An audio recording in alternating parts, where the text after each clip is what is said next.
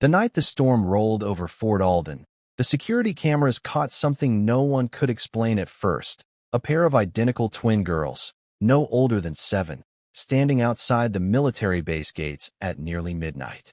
Soaked, shivering, clutching school bags, they stared straight into the guard booth camera, and the older twin spoke through the intercom with a trembling voice. "Sir, our mom didn't come home, and we didn't know where else to go." In the command center, a 4-star general, General Marcus Hale, feared on the battlefield and respected across the nation, froze when he replayed the footage. Because right behind the girls, stepping out of the shadows, was someone Hale thought he'd never see outside the base janitor's uniform. Daniel Reyes, a quiet, humble single-dad janitor who mopped the general's hallway every night. And something in his eyes, fear, urgency, guilt, compelled the general to grab his coat and follow him personally.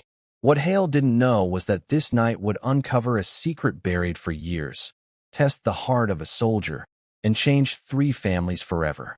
Rain pelted the metal roof of the base like thousands of tapping fingers, each one echoing the tension boiling inside General Marcus Hale.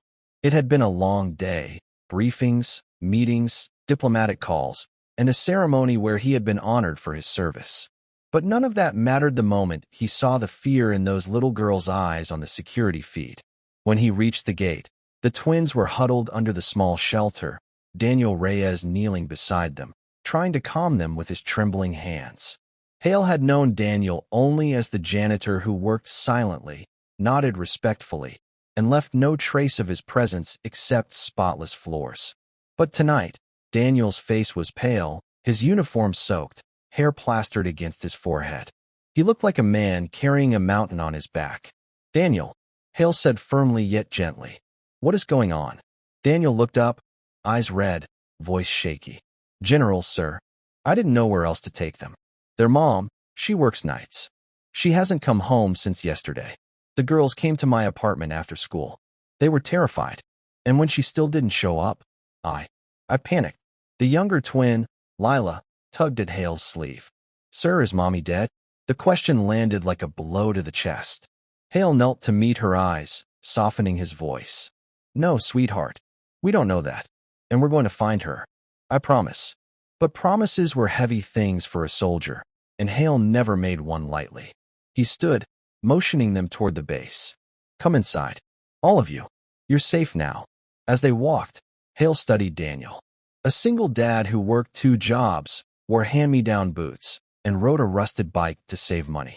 Many on base overlooked him, but Hale had always sensed a quiet strength in him, a strange wariness, as though he had lived battles no one could see. Inside the command office, Hale ordered blankets, hot chocolate, and a search team to start gathering information about the girl's mother, Elena Torres. The twins sat wrapped in warmth, but Daniel paced like a caged animal. "Daniel," Hale asked, "is there something you're not telling me?" Daniel stopped. His jaw tightened. His eyes dropped. "Sir, Elena isn't just the girl's mom." He swallowed hard.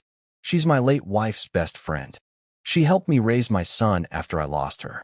I owe her everything. And now she's gone, and I'm scared it's because of me." Hale straightened. "Because of you? What do you mean?" Before Daniel could answer, an officer rushed in with early intel. "General, Elena's car was found abandoned on Route 19. Door open, engine running." The twins gasped. Lila began to cry.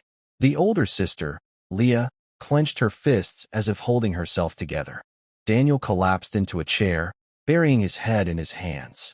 Hale placed a hand on his shoulder. "We're going to get to the bottom of this," Hale said. "But I need the truth. All of it." Daniel inhaled sharply. "General, I think someone from my past might have found her." Hale's eyes narrowed. He didn't know Daniel's past. No one did. And that was the moment Hale decided he would not leave Daniel, or those girls, to fight this alone. Not tonight. Not ever. The command room buzzed with activity. Maps were spread, radios crackled, and soldiers moved with urgency.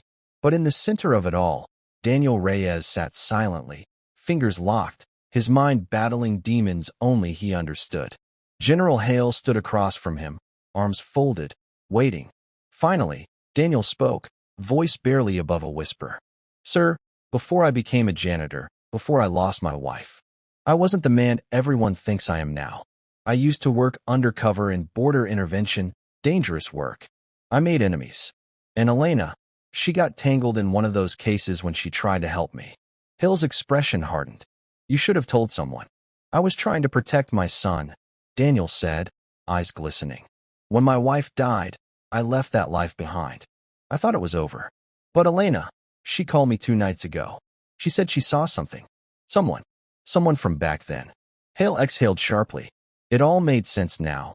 The fear, the pacing, the panic. Why didn't you report it? Hale demanded. Because she begged me not to, Daniel said, voice cracking. She said if I reported it, they'd go after the girls. I thought I could keep them safe. I thought she'd be fine for one night. His voice broke, shoulders shaking. The twins watched him with wide, confused eyes. Leah whispered, Dad, Daniel, it's not your fault. Her small hand touched his arm, and he broke completely. Hale looked away for a moment, swallowing the knot in his throat. For a man who had commanded thousands, lost soldiers, and made life-or-death calls, this was different. This wasn't war. This was the destruction of an ordinary man doing everything he could to hold the world together. He made a decision. Daniel, Hale said, voice steady, I'm going with you. Daniel lifted his head. Sir, we're going to find her. You're not facing this alone. They left the base in an armored SUV as the girls stayed protected inside the general's quarters. Unheard of, unprecedented, but Hale didn't care. Not tonight. The storm had eased to a cold drizzle by the time they reached Route 19. Elena's car sat by the roadside, door hanging open, hazard lights casting eerie flashes across the wet pavement. Hale knelt to inspect the ground. There were footprints, 2 sets. One dragged, one heavy. Daniel's breath hitched. They took her. Hale stood, placing a firm hand on Daniel's shoulder. Then we take her back. As they followed the tracks into the woods, Hale caught a glimpse of something deeper in Daniel. Resolve, rage, fear, and love all swirling together. This was a man who had lost too much, survived too much, and was terrified of losing again. And Hale, who had lived a lifetime of battles, felt something awaken inside him. Not the soldier, not the general, the protector, the father. Hours later, when they finally found the abandoned shack and descended into the truth of who had taken her, when the confrontation erupted, when Daniel proved the kind of courage even Hale hadn't expected, everything changed. Elena was saved. The past was exposed. And the general learned that heroes didn't always wear uniforms or medals. Sometimes they pushed mops. Sometimes they rode old bikes. Sometimes they slept in tiny apartments and raised children with every ounce of love inside them. Days later, as the sun rose over Fort Alden, the twins ran across the yard into their mother's arms. Daniel held his son tight, and Hale watched it all, knowing he would never forget the night he followed a janitor into the darkness and found a family worth fighting for. Because in the end, the greatest battles aren't on the battlefield. They're in the hearts of ordinary people trying desperately to protect the ones they love. And those are the battles worth winning.